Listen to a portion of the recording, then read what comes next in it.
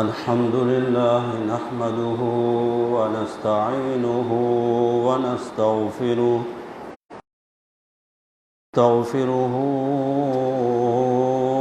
ونؤمن به ونتوكل عليه ونعوذ بالله من شرور أنفسنا ومن سيئات أعمالنا من يهده الله فلا مضل له ومن يضلله فلا هادي له شهادة أن لا إله إلا الله وحده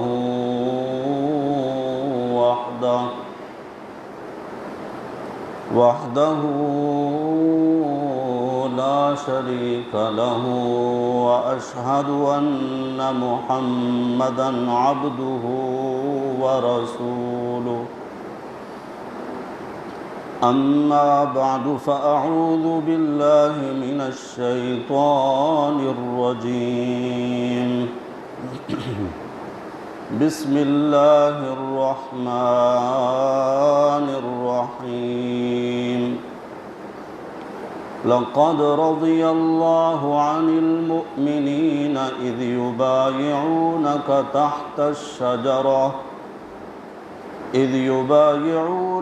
تحت الشجرة فعلم ما في قلوبهم فأنزل السكينة عليهم وأثابهم فتحا قريبا صدق الله وصدق رسوله النبي الأمين الكريم ونحن على ذلك لمن الشاهدين والشاكرين والحمد لله رب العالمين اللهم صل على محمد وعلى آل محمد كما صليت على إبراهيم وعلى آل إبراهيم إنك حميد مجيد اللهم بارك على محمد وعلى آل محمد كما باركت على إبراهيم وعلى آل إبراهيم إنك حميد مجيد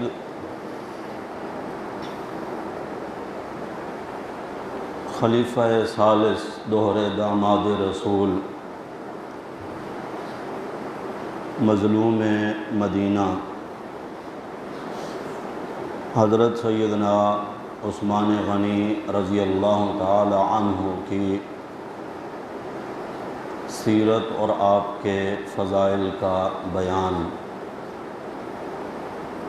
گزشتہ جمعہ کے خطبہ میں آپ حضرات نے سماعت فرمایا۔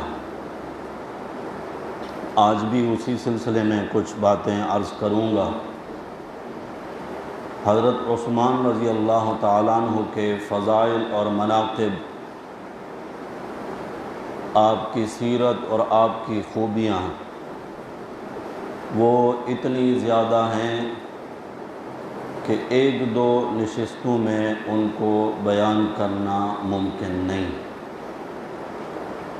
آپ کو اللہ نے بہت ساری فضیلتیں عطا فرمائیں۔ ایک فضیلت میں نے یہ بتائی تھی کہ آپ اولین اسلام قبول کرنے والے صحابہ کرام میں شامل ہیں۔ دوسری فضیلت یہ کہ آپ رضی اللہ تعالی عنہ نبی کریم صلی اللہ علیہ وسلم کی پھوپھی ہیں حضرت ام حکیم البیضاء ان کی بیٹی ہیں جن کا نام ہے عروہ۔ حضرت عثمان رضی اللہ تعالی عنہ ان کے بیٹے ہیں۔ نبی پاک صلی اللہ علیہ وسلم کی پھوپھی زاد بہن کے بیٹے ہیں، اس نسبت سے وہ آپ صلی اللہ علیہ وسلم کے بھانجے لگتے ہیں۔ حضرت عثمان غنی رضی اللہ تعالی عنہ کی ایک فضیلت یہ بھی عرض کی تھی کہ جب مسلمانوں نے مکہ سے ہجرت کی ملک حبشہ کی طرف، گھر والوں کے ساتھ سب سے پہلے حضرت عثمان نے ہجرت کی کہ حضرت عثمان غنی رضی اللہ تعالی عنہ آپ صلی اللہ علیہ وسلم کی صاحبزادی جو کہ حضرت عثمان کی پہلی اہلیہ ہیں سیدہ رقیہ رضی اللہ تعالی عنہا، ان کے ساتھ آپ نے ملک حبشہ کی طرف ہجرت فرمائی۔ حضرت عثمان غنی رضی اللہ تعالیٰ عنہ کی ایک فضیلت یہ بھی بیان ہوئی تھی کہ مدینہ میں ایک ہی کنواں تھا جس کا پانی پینے کے قابل تھا، وہ یہودی کی ملکیت میں تھا۔ پیارے نبی صلی اللہ علیہ وسلم نے خطبہ ارشاد فرمایا، مسلمانوں کو ترغیب دی اور فرمایا کہ جو شخص یہ کنواں خرید کر مسلمانوں کے لیے وقف کرے، یعنی خود مالک نہ بنے، ملکیت اپنے پاس نہ رکھے، بلکہ اپنا حصہ بھی ایک عام مسلمان کی طرح سمجھے، میں محمد الرسول اللہ صلی اللہ علیہ وسلم اس کو جنت کی ضمانت دیتا ہوں۔ پیارے نبی صلی اللہ علیہ وسلم کے اس فرمان کو سامنے رکھ کر حضرت عثمان رضی اللہ تعالی عنہ نے یہودی سے وہ کنواں خرید کر کے مسلمانوں کے لیے وقف کیا۔ یہ فضائل آپ نے گزشتہ جمعہ سنے۔ حضرت عثمان رضی اللہ تعالیٰ عنہ کی فضیلت میں سے ایک فضیلت یہ بھی ہے، جس وقت مسلمانوں کی تعداد زیادہ ہو گئی، مسجد نبوی شریف نمازیوں سے تنگ پڑ گئی، جگہ کم ہو گئی، تو حضور اکرم صلی اللہ علیہ وسلم نے فرمایا مسجد کے لیے برابر والی جگہ جو شخص خرید کرے اور مسجد میں شامل کرے، میں اس کو جنت کی ضمانت دیتا ہوں۔ یہ فضیلت بھی حضرت عثمان کو حاصل ہے کہ انہوں نے وہ جگہ خرید کر کے مسجد نبوی شریف کا حصہ بنائی۔ حضرت عثمان رضی اللہ تعالی عنہ پیارے نبی صلی اللہ علیہ وسلم کے دوہرے داماد ہیں۔ حضرت آدم علیہ السلام سے لے کر ہمارے نبی آخری نبی خاتم النبیین جناب محمد الرسول اللہ صلی اللہ علیہ وسلم تک کسی نبی کے کسی امتی کو یہ فضیلت حاصل نہیں کہ اس کے نکاح میں یکے بعد دیگرے کسی نبی کی 2 بیٹیاں آئی ہوں۔ آخری نبی تک بھی نہیں اور قیامت تک تو ممکن ہی نہیں کہ اس زمین پر کوئی ایسا شخص بھی ہو جس کے نکاح میں کسی نبی کی 2 بیٹیاں آئی ہوں۔ حضرت عثمان رضی اللہ تعالی عنہ وہ شخصیت ہیں جن کے نکاح میں میرے نبی کی 2 بیٹیاں آئیں۔ سن رہے ہیں یا سو رہے ہیں؟ یہ باتیں یاد رکھا کریں۔ یہ وہ مظلوم صحابہ ہیں جن کے خلاف اس وقت پورا ایک محاذ کھڑا ہے، ان کے اوپر الزامات، طعن و تشنیع کا سلسلہ بہت وسیع کیا جا رہا ہے۔ ایک سوچی سمجھی سازش کے تحت فریق مخالف خوب معلومات رکھتا ہے۔ سنی مسلمان کو بھی چاہیے کہ وہ بھی اپنے دلائل اور ان چیزوں کو اپنے ذہن میں رکھے اور اپنے ایمان کا حصہ بنائے۔ حضرت عثمان کے نکاح میں میرے نبی کی کتنی بیٹیاں؟ نبی پاک صلی اللہ علیہ وسلم نے نبوت ملنے کے بعد سب سے پہلا رشتہ جو کسی شخص سے جوڑا وہ حضرت عثمان رضی اللہ تعالیٰ عنہ ہے۔ اس بات کو توجہ سے سننا ہے۔ نبوت سے پہلے نبی پاک صلی اللہ علیہ وسلم نے اپنی بڑی صاحبزادی، کیا نام ہے؟ سیدہ زینب رضی اللہ تعالی عنہا، ان کا نکاح حضرت خدیجۃ الکبریٰ رضی اللہ تعالی عنہا کے بھانجے حضرت ابو العاص کے ساتھ کیا۔ نبوت سے پہلے میرے نبی نے حضرت خدیجۃ الکبریٰ رضی اللہ تعالی عنہا کے ساتھ خود اپنا نکاح فرمایا، اور پھر اپنی اس بڑی صاحبزادی کا نکاح حضرت ابو العاص کے ساتھ کیا۔ ابھی نبوت نہیں ملی، اس وقت میرے نبی محمد الرسول اللہ نہیں ہیں، محمد ابن عبداللہ ہیں۔ نبوت سے پہلے جن سے رشتہ میرے نبی نے جوڑا بحیثیت محمد ابن عبداللہ کے، اور جب نبوت ملی تو میرے نبی نے سب سے پہلا رشتہ جوڑا اپنی دوسری صاحبزادی سیدہ رقیہ رضی اللہ تعالی عنہا کا نکاح حضرت عثمان کے ساتھ فرمایا۔ اب میرے نبی کی حیثیت ہے محمد الرسول اللہ کے، اور جب رسول اللہ بنے تو اب میرے نبی کوئی رشتہ کوئی کام اللہ کی مرضی کے بغیر نہیں کرتے۔ میرے نبی نے سب سے پہلا رشتہ نبوت ملنے کے بعد جو جوڑا ہے، جو رشتہ کیا ہے، داماد بنایا ہے حضرت عثمان غنی رضی اللہ تعالی عنہ کو۔ اللہ کے حکم کے بغیر میرے نبی اب ایسا نہیں کر سکتے تھے۔ یہی وجہ ہے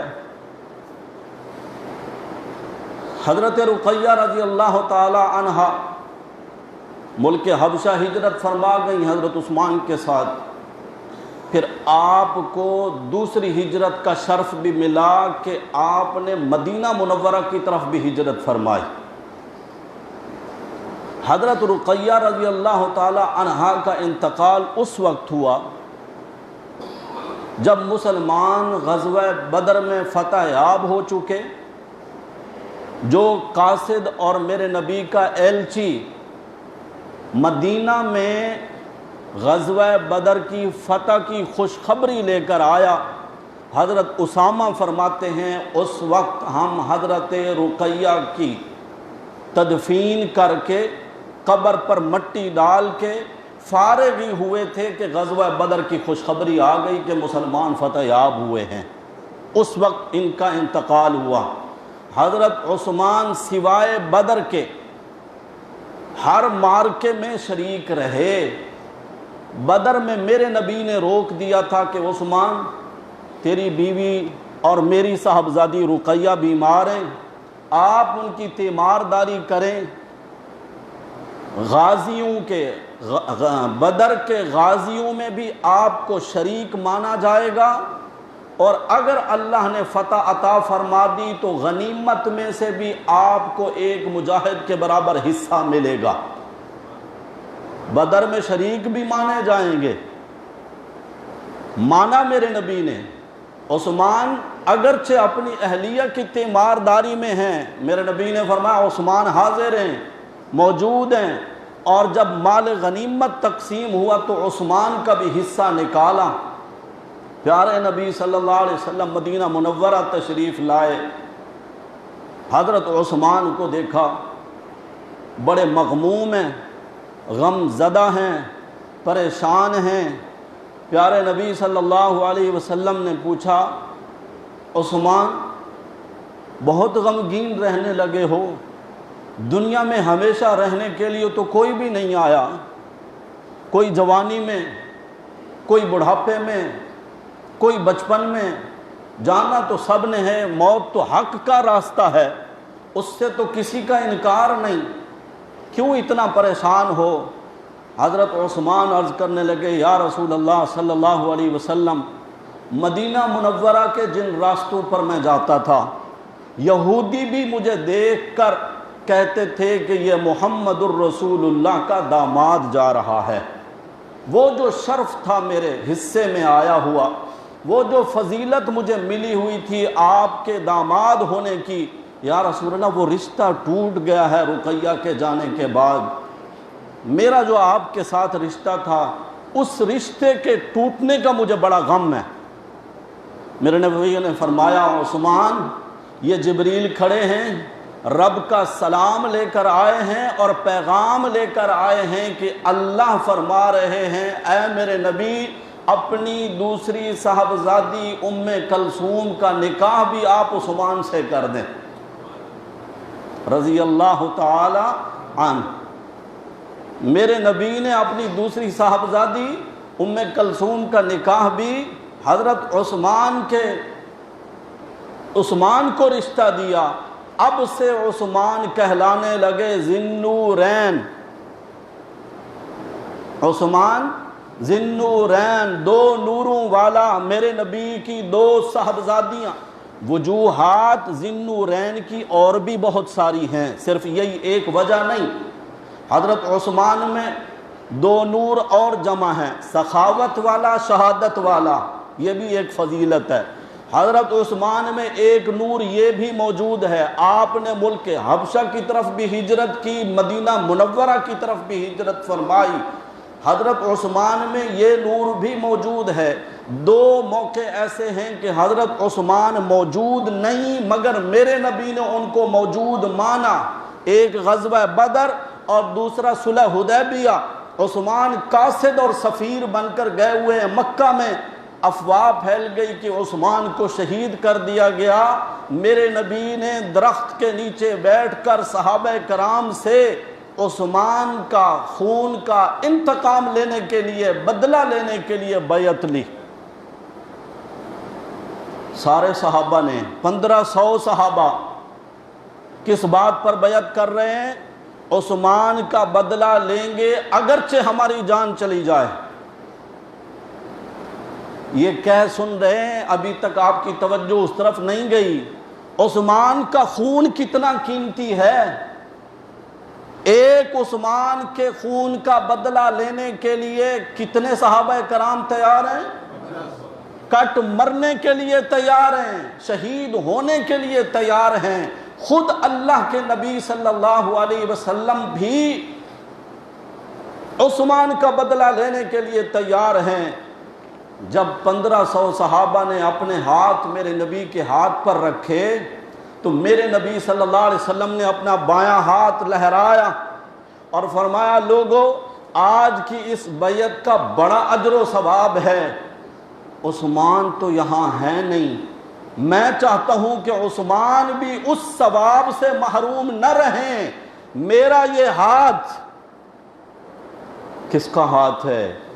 امام الانبیاء صلی اللہ علیہ وسلم نے اپنا ہاتھ عثمان کا ہاتھ قرار دیا اور فرمایا کہ یہ میں عثمان کی طرف سے بیعت کرتا ہوں۔ جب میرے نبی نے اپنا ہاتھ رکھا نا، آسمان کا رب خاموش نہ رہا، اللہ نے قرآن کا حصہ بنا دیا۔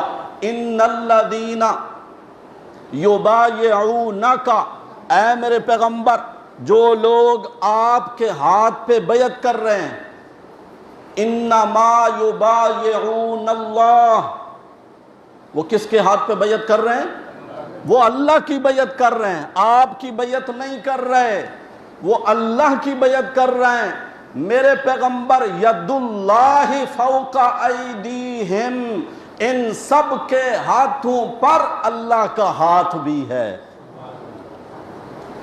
اللہ ہاتھوں سے پاک ہیں، صرف ہمیں سمجھانے کے لیے تشبیہ دی۔ ید کہتے ہیں ہاتھ کو، ید، اللہ کہتے ہیں ید اللہ، اللہ کا ہاتھ بھی فوق ایدیہم، ان 1500 صحابہ کرام پر رب کا ہاتھ ہے۔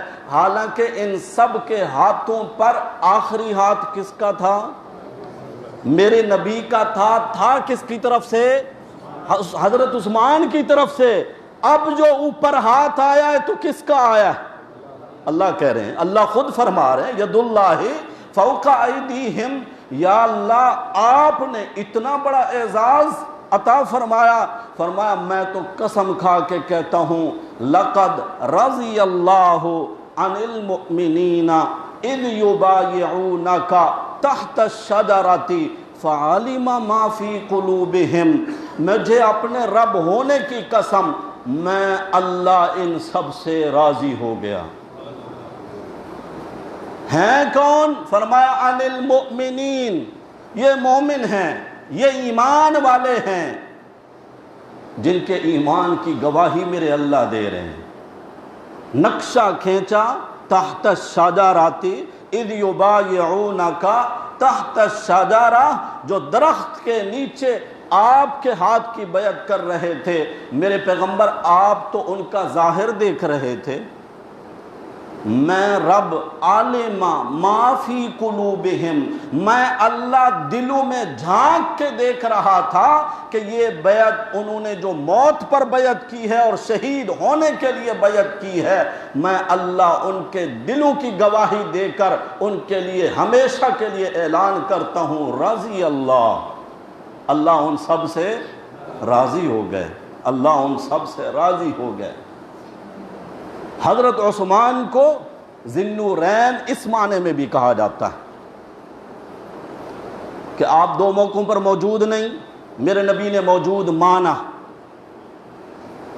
دو مقام کی طرف الگ الگ ہجرت کی، حبشہ کی طرف بھی مدینہ کی طرف بھی، سخاوت بھی آپ کے حصہ میں آئی اور شہادت بھی آپ کے حصہ میں۔ حضرت عثمان کی سخاوت تو ضرب المثل، ضرب المثل، مثال دی جاتی ہے۔ کسی شخص کے بارے میں بھی اب کہا جاتا ہے نا بڑا غنی ہے، بڑا سخی ہے، بڑی سخاوت ہے، یہ وافر مقدار میں اللہ نے یہ شرف حضرت عثمان کو عطا فرمایا تھا۔ جب میرے نبی صلی اللہ علیہ وسلم کی دوسری صاحبزادی ام کلثوم کا بھی انتقال ہو گیا، حضرت عثمان پھر رو رہے ہیں، میرے نبی تسلی دیتے ہوئے فرماتے ہیں، کیونکہ چھوٹی صاحبزادی حضرت فاطمہ رضی اللہ تعالی عنہا کا نکاح حضرت علی سے ہو چکا ہے، اب میرے نبی کے پاس اور کوئی بیٹی نہیں۔ میرے نبی نے اس موقع پر فرمایا تھا عثمان کاش کہ میری 40 بیٹیاں ہوتی، دوسری روایت میں ہے کہ 70 بیٹیاں ہوتی، ایک کے بعد دوسری کا انتقال ہوتا چلا جاتا، میں ہر بیٹی تیرے نکاح میں دیتا۔ یہ بات کون سا سسر کہہ سکتا ہے؟ وہی سسر یہ بات کہہ سکتا ہے جس کے کلیجے میں داماد نے ٹھنڈ ڈالی ہو، جس کے کلیجے کو داماد نے ٹھنڈا کیا ہو۔ اولادوں والے اور بیٹیوں والے آپ میں بیٹھے ہیں، پتہ ہے بیٹی اگر روتی ہوئی گھر میں آ جائے، شوہر نے ستایا ہے، باپ کے دل پہ کیا گزرتی ہے۔ پھر اگر وہی بیٹی کے سسرال والے دوسری بیٹی کا رشتہ مانگنے کے لیے بھی آ جائیں تو کیا خیال ہے دوسری بیٹی بھی اسی خاندان میں بیاتے ہو؟ نہیں نا۔ میرے نبی حضرت عثمان کو کیا فرما رہے ہیں کہ میری 40 بیٹیاں بھی ہوتی، ایک کے بعد دوسری کا انتقال ہوتا چلا جاتا، میں ہر بیٹی تیرے نکاح میں دیتا۔ پتہ چلا کہ حضرت عثمان نے میرے نبی کو کتنا خوش کیا تھا۔ حضرت عثمان ذی النورین، حضرت عثمان غنی رضی اللہ تعالی عنہ، آپ کی فضیلتیں۔ یہاں ایک بات یاد آ گئی، بتا دوں، حقائق بیان کرنا بڑا مشکل ہوتا ہے اور حقائق کا سننا اس سے بھی زیادہ مشکل ہوتا ہے۔ اس قوم کا استحصال تو سارے ہی طبقات کر رہے ہیں، مولویوں نے بھی کوئی کمی نہیں چھوڑی، حق کہنا ہر کسی کا کام نہیں ہے، لوگوں کی پیشانیاں دیکھ کر بیان کیا جاتا ہے، وہ نہیں بیان کیا جاتا جو شریعت کا تقاضا ہے، وہ بیان کیا جاتا ہے جو لوگ سننا پسند کریں۔ میرے نبی کی نے اپنی چھوٹی صاحبزادی سیدہ فاطمہ رضی اللہ تعالیٰ عنہ کا نکاح حضرت علی کو دیا، لیکن کس کی ترغیب پر؟ حضرت ابو بکر نے رشتہ مانگا، حضرت عمر نے کہا، علی سے کہا رشتہ مانگو، اور نبی پاک صلی اللہ علیہ وسلم سے عرض کیا یا رسول اللہ علی کو رشتہ دے دیں۔ میرے نبی نے بلایا علی کو، تیرے پاس کچھ ہے؟ فاطمہ کا نکاح تجھ سے کرنے لگا ہوں۔ نہیں یا رسول اللہ میرے پاس تو کچھ بھی نہیں۔ یہ جو آپ لوگ کہتے رہتے ہو نا کہ ہم بیٹی کو بس وہ جہیز تو دیں گے جو بی بی فاطمہ کا تھا، کیونکہ سنی سنائی باتیں ہیں نا، یہ اس جہیز کی بات کر رہا ہوں۔ میرے نبی نے اپنے پلے سے دیا تھا یا علی سے منگوایا تھا؟ باپ بیٹی بھی دے، فریج بھی دے، صوفے بھی دے، بیڈ بھی دے، اب تو بھائی گاڑی کی چابی بھی دے، کوٹھی بھی، بنگلہ بھی دے، باپ سب کچھ دے، تو پھر ڈوب کے مر جانا چاہیے نا ایسے دلہا کو جو کچھ بھی نہیں دے سکتا۔ میرے نبی نے فرمایا علی تیرے پاس کچھ ہے گھر کے لیے استعمال کی چیزیں؟ نہیں یا رسول اللہ سوائے ایک زرہ کے میرے پاس کچھ نہیں، جنگی لباس ہے، اللہ کے راستے میں جہاد کرتا ہوں وہی پہن لیتا ہوں۔ میرے نبی نے فرمایا اسی کو بیچ کر آؤ۔ حضرت علی جا رہے ہیں، حضرت عثمان راستے مل گئے۔ علی بھائی خیریت، کہاں جا رہے ہیں؟ کہنے لگے خوشی کی بات بھی ہے اور پریشانی کی بھی۔ خوشی یہ کہ میرے نبی نے مجھے اپنا داماد بنانا ہے، خوشخبری سنائی ہے، اور پریشانی یہ ہے کہ میرے پاس کچھ نہیں، یہ زرہ بیچنے جا رہا ہوں مارکیٹ میں۔ فرمایا مجھے دے دو، میں خرید لیتا ہوں۔ کیا قیمت دو گے؟ حضرت عثمان نے فرمایا زرہ کی جو کڑیاں ہیں، زرہ اس طرح ہوتی تھی جس طرح زنجیر کی کڑیاں ہوتی ہیں، زنجیریں بہت ساری جوڑ جوڑ کے، ایسا لباس جس پر تلوار اثر نہ کر سکے اور تیر نہ لگ سکے، اور نیزہ اور بہت سارے جو اسلحہ تھا اس دور کا، اس سے بچاؤ ہو سکتا تھا۔ حضرت عثمان فرمانے لگے زرہ کی کڑیاں گنتے چلے جاؤ، ہر کڑی کے بدلے میں 1 درہم۔ حضرت علی نے کڑیاں گنی، 480 کڑیاں، حضرت عثمان نے 500 درہم دے دیے، زرہ لے لی۔ حضرت عثمان خوشی خوشی واپس پلٹے کہ نبی پاک صلی اللہ علیہ وسلم کی خدمت میں جا کر یہ پیسے پیش کروں۔ پیچھے سے حضرت عثمان آواز دے کر کہتے ہیں علی بھائی زرہ آپ نے بیچ دی، میں نے لے لی، پیسے میں نے آپ کو دے دیے، یہ زرہ میں آپ کو ہدیہ کرتا ہوں، جب تک آپ اللہ کے راستے میں جہاد کرتے رہیں گے مجھے ثواب ملتا رہے گا۔ نبی پاک صلی اللہ علیہ وسلم نے ابو بکر و عمر کو بلایا، میری بیٹی کے گھر کا سامان خریدنا ہے، علی کے پیسے ہیں، جاؤ لے کر آؤ۔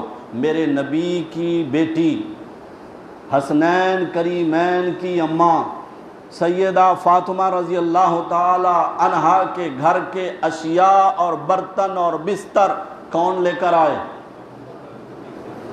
حضرت ابو بکر و عمر۔ پیسے کس نے فراہم کیے؟ حضرت عثمان نے۔ اب تو بھائی یار لوگوں نے بہت اچھا طریقہ نکالا ہے کہ اگر نبی پاک صلی اللہ علیہ وسلم کی 4 بیٹیاں مانتے ہیں تو پھر عثمان کی فضیلت بھی ماننی پڑے گی، لہذا 3 کا انکار کر دو، کہو کہ نبی پاک کی ایک ہی بیٹی تھی۔ آپ نے بھی سنی ہے یہ باتیں؟ نہیں، وہ کہتے ہیں ہم نہیں مانتے نبی کی 4 بیٹیاں، ہم ایک ہی مانتے ہیں، کیونکہ آسان ہے نا یہ کہہ دینا، لیکن اس کی گہرائی میں گئے ہو کبھی مسلمانوں؟ کوئی آپ کی بیٹی کو یہ کہے کہ جسے تو ابو کہتی ہے یہ تیرا ابو نہیں، تیرا ابو فلاں ہے، معمولی بات ہے یہ معمولی بات ہے؟ کسی کے لیے ہوگی، ہلکی ہوگی، بے وزن ہوگی، مگر جس کے دل میں ایمان ہے اس کے لیے یہ بہت بڑی بات ہے کہ نبی پاک صلی اللہ علیہ وسلم کی صاحبزادیوں کا انکار کیسے انکار کرو گے؟ قرآن کا پھر انکار کرو۔ 22واں پارہ ہے، سورۃ الاحزاب ہے۔ آسمان کے رب نے میرے نبی صلی اللہ علیہ وسلم کو مخاطب کیا ہے، آواز لے کر میرا اللہ کہتا ہے آواز دینے کے بعد، آیت نمبر 58 بلکہ 49 سورۃ الاحزاب کی آیت نمبر، یہ آیت کیوں بتا رہا ہوں؟ یہ قرآن پڑھنا پڑھانا صرف علماء کا کام نہیں، مسلمانوں قرآن پڑھو، قرآن پڑھو گے نا دنیا کا ہر فساد، بے دینی کی باتیں، گمراہی کی، قرآن ایسا شیشہ ہے آپ کو ایک ایک چیز کھول کر بتا دے گا، اور یہی تو وہ کتاب ہے جس کی کوئی آیت ضعیف نہیں ہے۔ کسی حدیث کے بارے میں تو بہت آسانی سے کہہ دیا جاتا ہے نا کہ یہ ضعیف ہے، قرآن کی کوئی آیت بھی ضعیف ہے؟ یہی تو وہ کتاب ہے جس کے ٹائٹل پر میرے رب نے لکھ دیا ہے ذالک الکتاب لا ریب فیہ، یہی ایک کتاب ہے جس میں ذرہ برابر شک نہیں، کمزوری نہیں، عیب نہیں۔ اس کتاب میں سورہ احزاب کی آیت نمبر 59 اللہ کہتے ہیں یا ایھا النبی، اے میرے نبی، قل آپ فرما دیں، لازواجک اپنی بیویوں کو، وبناتک اپنی بیٹیوں کو۔ اس کا معنی یہی ہے کہ اپنی بیٹی سے کہہ دیں۔ اگر ایک بیٹی ہوتی نا تو رب کہتا بنتک، اپنی بیٹی سے کہہ دیں۔ یہ جملہ ہے جمع کا، بناتک، اور جب جمع کا صیغہ آ جائے تو اس کی کم از کم تعداد 3 ہوتی ہے۔ 3 تو مان قرآن کے ذریعے، ہم تو کہتے ہیں 4 ہیں، اور فریق مخالف کی اپنی تمام معتبر کتابوں میں بھی یہی کچھ لکھا ہوا ہے۔ لوگ تو کہتے ہیں نا کہ جادو وہ جو سر چڑھ کے بولے، ہم کہتے ہیں جادو وہ جو سر پھوڑ کے بولے۔ نہ قرآن کا انکار کر سکتا ہے نبی پاک صلی اللہ علیہ وسلم کے، نہ فرمان کا انکار کر سکتا ہے، نہ اپنے ائمہ کا انکار کر سکتا ہے۔ باقی اگر کوئی یہ کہے کہ کوا سفید ہوتا ہے تو کسی کے چیخنے چلانے سے کالا کوا سفید نہیں ہو سکتا۔ ابھی اگر کوئی باہر نکل کر یہ کہے کہ رات کے 2 بجنے والے ہیں، کہہ سکتا ہے، جب اس نے ماننا نہیں ہے، جب اس نے یہ کہنا کہ میں مانتا ہی نہیں کہ یہ دن ہے، پھر اس کی مرضی ہے۔ باقی حقائق واضح اور روشن ہیں۔ میرے نبی کی 4 بیٹیوں میں سے سب سے بڑی صاحبزادی سیدہ زینب رضی اللہ تعالی عنہا تو کہہ دو، دوسری صاحبزادی سیدہ رقیہ رضی اللہ تعالی عنہا، تیسری صاحبزادی سیدہ ام کلثوم رضی اللہ تعالی عنہا، چوتھی صاحبزادی سیدہ فاطمہ رضی اللہ تعالی عنہا، بڑی صاحبزادی کے شوہر میرے نبی کے سب سے پہلے داماد حضرت ابو العاص رضی اللہ تعالی عنہ، سیدہ رقیہ اور ام کلثوم کے شوہر اور میرے نبی کے دوہرے داماد حضرت عثمان غنی رضی اللہ تعالی عنہ، اور چوتھی صاحبزادی کے شوہر اور نبی پاک صلی اللہ علیہ وسلم کے تیسرے داماد حضرت علی المرتضی رضی اللہ تعالی عنہ۔ حضرت عثمان کو اللہ نے بہت فضیلتیں عطا فرمائی ہیں۔ میرے نبی پہاڑ پہ کھڑے ہیں، زلزلہ آیا پہاڑ میں، اللہ کے نبی صلی اللہ علیہ وسلم نے پہاڑ کو ٹھوکر ماری، فرمایا رک، تیری پشت پر ایک نبی ہے، ایک صدیق ہے اور 2 شہید موجود ہیں۔ اور اس وقت میرے نبی کے ساتھ حضرت ابوبکر تھے، حضرت عمر تھے اور حضرت عثمان تھے۔ میرے نبی نے پہاڑ کو مخاطب کر کے کیا فرمایا؟ ایک نبی ہے، ایک صدیق ہے اور دو شہیدوں میں کون کون ہیں؟ حضرت عمر اور حضرت عثمان رضی اللہ تعالی عنہ۔ ذی الحجہ کی 18 تاریخ کو آپ کو شہید کیا گیا، مدینۃ الرسول میں مظلومیت کی حالت میں 40 دن تک آپ کے گھر کا محاصرہ کر دیا گیا۔ حج کا سیزن تھا، مدینے کی اکثریت مسلمانوں کی آبادی حج کے لیے گئی ہوئی تھی، مدینہ تقریباً خالی ہو چکا تھا۔ یہودی، مجوسی اور منافقوں نے پہلے سے پلاننگ کی ہوئی تھی۔ کوفہ اور بصرہ اور مصر کے یہودی سارے کے سارے وہاں جمع ہوئے، تقریباً 4000 کا لشکر لے کر اچانک آئے اور اللہ کے نبی کے خلیفہ ثالث دوہرے داماد حضرت عثمان غنی رضی اللہ تعالیٰ عنہ کے گھر کا محاصرہ کر لیا۔ حضرت علی بھی اس وقت مدینہ میں ہیں، دیگر صحابہ کرام جو کچھ مدینہ میں تھے۔ حکم ہے نا کہ امیر کی اجازت کے بغیر آپ جہاد بھی نہیں کر سکتے۔ وہ آتے ہیں، امیر المومنین اجازت دیں، ہم ان یہودیوں کے خلاف جہاد کریں، نکالیں ان کو یہاں سے، آپ کے گھر کا محاصرہ توڑیں۔ حضرت عثمان کے دل میں میرے نبی کی محبت کتنی ہے، فرماتے ہیں جس شہر میں میرے نبی کے مبارک پاؤں کے تلوے لگے ہیں، میں اس شہر میں خون نہیں بہانا چاہتا۔ حضرت امیر معاویہ رضی اللہ تعالیٰ عنہ اس وقت ملک شام کے گورنر ہیں، وہاں ان کی مضبوط حکومت ہے۔ وہ عرض کرتے ہیں امیر المومنین آپ میں دیکھتا ہوں کون آپ کا بال بیکا کر سکتا ہے؟ فرمایا میں تو اپنے گھر کے بالا خانے سے یوں دیکھتا ہوں سامنے روضہ رسول ہے، کیا تیرے شام میں بھی روضہ رسول ہے؟ اس کو چھوڑ کر چلا جاؤں؟ میں تو وہ باب جبریل بھی دیکھ رہا ہوں جہاں سے جبریل وحی لے کر آتے تھے میرے نبی کی خدمت میں۔ حضرت عبداللہ بن سلام رضی اللہ تعالیٰ عنہ آتے ہیں، امیر المومنین کیا سوچا ہے، کس طرح وقت گزارا کر رہے ہیں؟ فرمایا ظالموں نے اس کنویں کا پانی بھی میرے لیے بند کر دیا ہے جو کنواں میں نے خرید کر مسلمانوں کے لیے وقف کیا تھا۔ حضرت علی رضی اللہ تعالیٰ عنہ مشکیزیں بھر کر سواری پر سوار کر کے بھیجتے ہیں حضرت عثمان کے گھر کی طرف۔ ظالم لوگ راستے میں ہی ان کو خنجر مار کر مشکیزوں کو پھاڑ کر پانی ضائع کر دیتے ہیں، آپ کے گھر تک پانی نہیں جاتا۔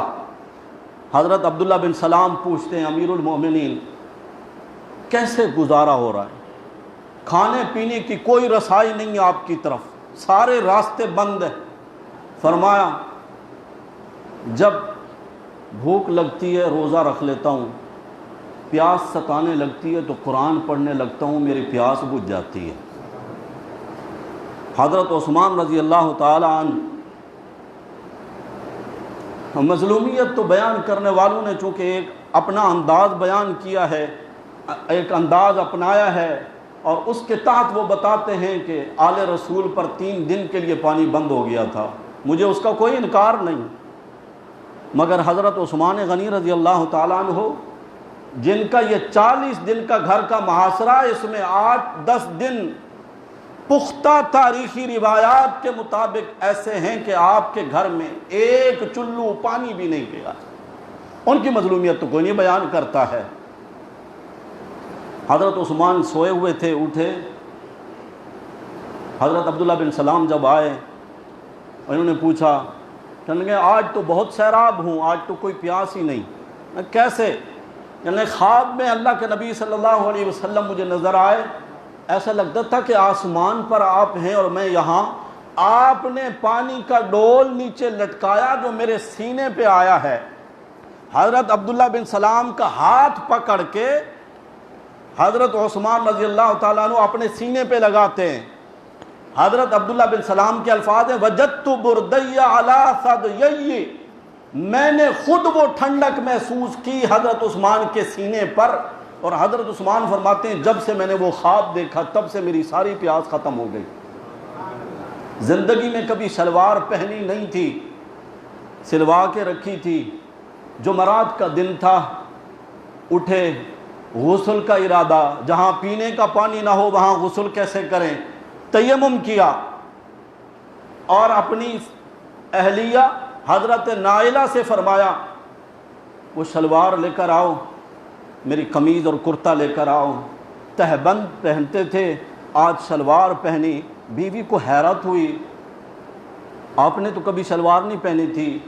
کہنے لگے لگتا ایسا ہے آج کا دن میرا آخری دن ہے، ظالم آئیں گے گھر میں میری بے حرمتی کریں گے، میں چاہتا ہوں کہ میری ستر پوشی ہو، کیونکہ تہبند میں اتنی ستر پوشی نہیں ہو سکتی جتنی شلوار میں ہو سکتی ہے.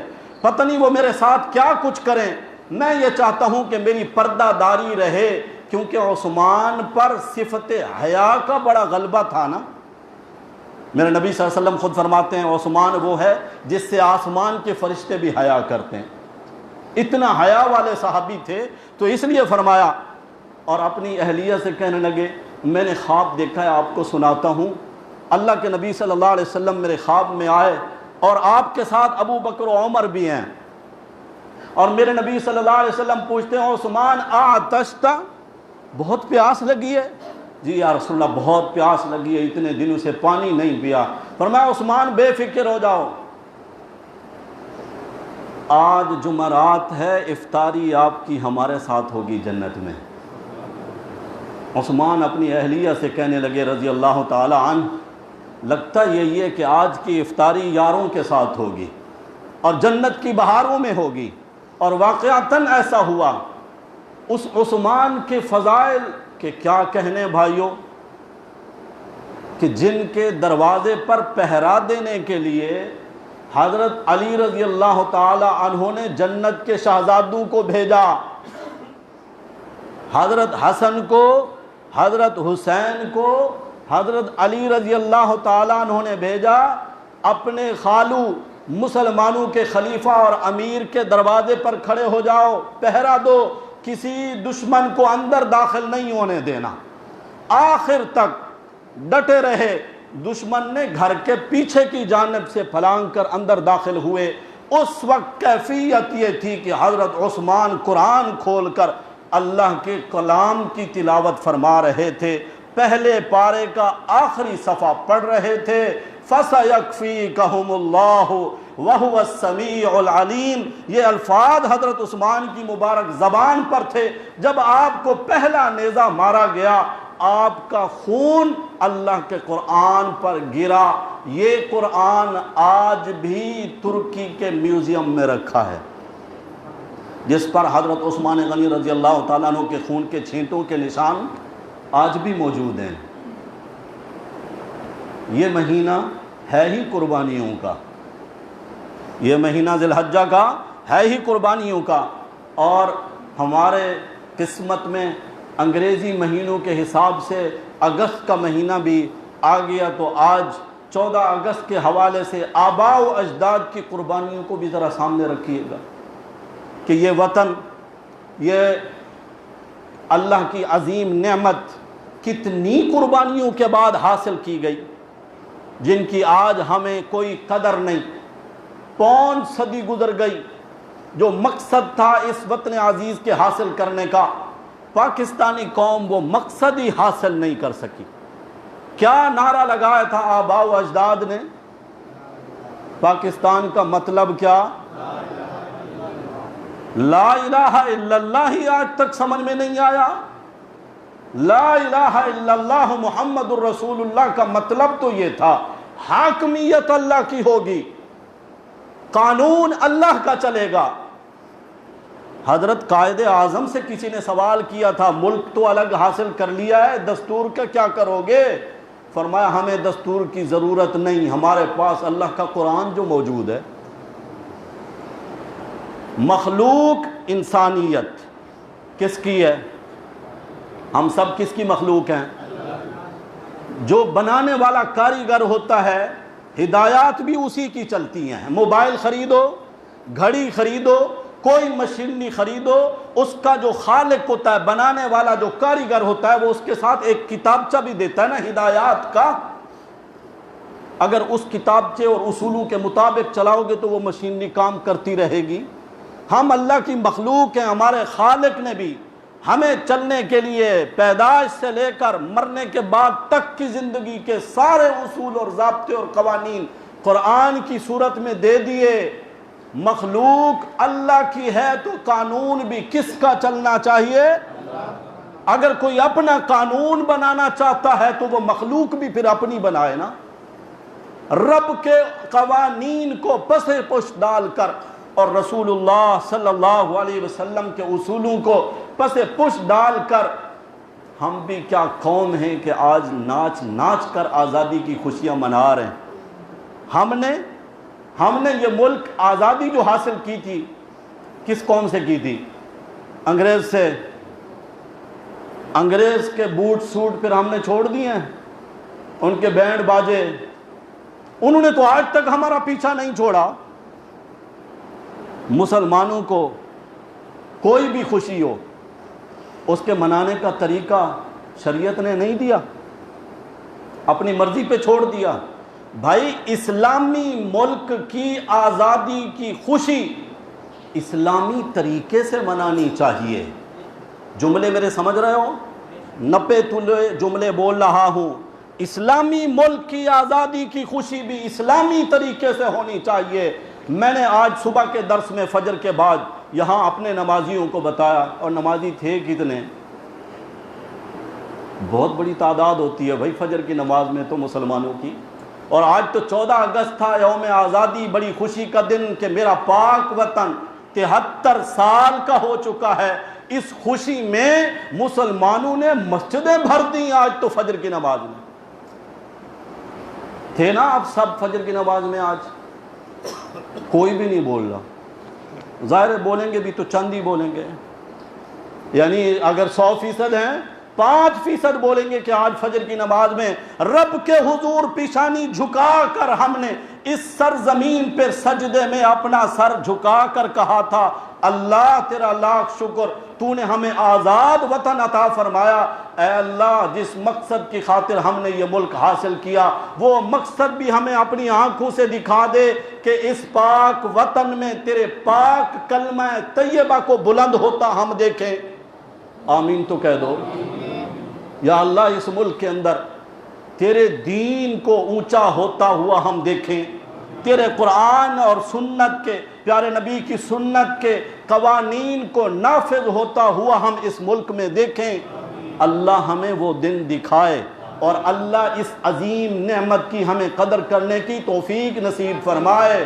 جن کے آباء و اجداد نے قربانیاں دیں اور یہ خطہ حاصل کیا، اس وقت جو نعرہ تھا آج تک مسلمان اگر اسی کو اصولی بنائے گا تب جا کے کامیاب ہوگا۔ دو قومی نظریہ، مسلمان ایک آزاد الگ قوم ہے، ان کی ثقافت الگ، تہذیب الگ، ان کا تمدن الگ، ان کا مذہب اور دین الگ، ان کا سب کچھ الگ تھا، لیکن افسوس مسلمان کی شادی میں وہی ہندوانہ رسومات، غمی میں وہی اغیار کی رسومات۔ مسلمان آج تک اپنے نبی کی مبارک تعلیمات پر کامل طریقے سے عمل پیرا نہیں ہے، تو پھر اللہ کا کلمہ کیسے سر بلند ہوگا اور قوانین اسلام کیسے نافذ ہوں گے؟ اللہ ہم سب کو سب سے پہلے اپنے اس 6 فٹ کے جسم پر اسلام نافذ کرنے کی توفیق نصیب فرما دے۔ اگر میرے جملے سمجھ آئے ہیں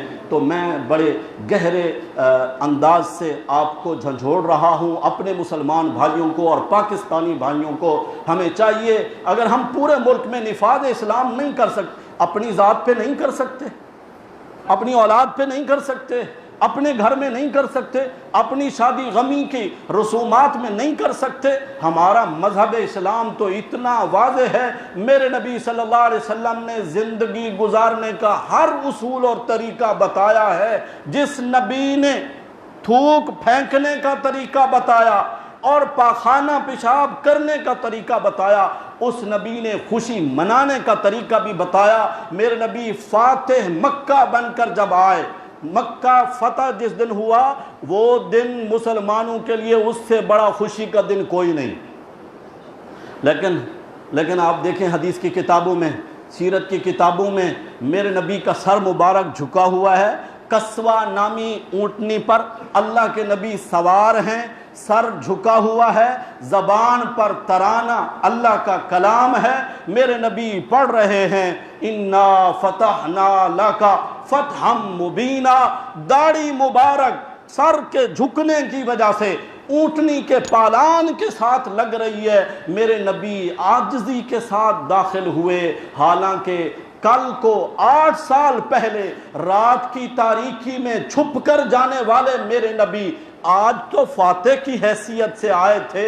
سینہ چوڑا نہیں کیا، نعرے نہیں لگائے، جھنڈے نہیں لہرائے. میرے نبی نے عاجزی کا مظاہرہ کر کے دکھایا. جہاں رب کی نعمتیں زیادہ ہونے لگیں، وہ پھل ہیں جو درخت پہ آتے ہیں، اور جتنا درخت پہ پھل لگتے ہیں اتنا ہی زیادہ وہ جھکتا چلا جاتا ہے. جب ایک مومن کے اوپر بھی رب کے انعام زیادہ ہونے لگیں تو پھر مومن کو بھی عاجزی کا مظاہرہ کرتے ہوئے جھک جانا چاہیے. آج کا دن رب کے سامنے سر بسجود ہو کر شکرانہ بھی ادا کرنا ہے کہ آزاد خطہ اللہ نے ہمیں عطا فرمایا. حقیقت میں اللہ اس کو آزاد کر دے، حقیقت میں اللہ اس کو آزاد کر دے، اور جو مقاصد پاکستان ہیں اللہ وہ مقاصد حاصل ہوتے ہوئے ہمیں اپنی آنکھوں سے دکھا دے. آخر دعوانا الحمدللہ رب العالمین.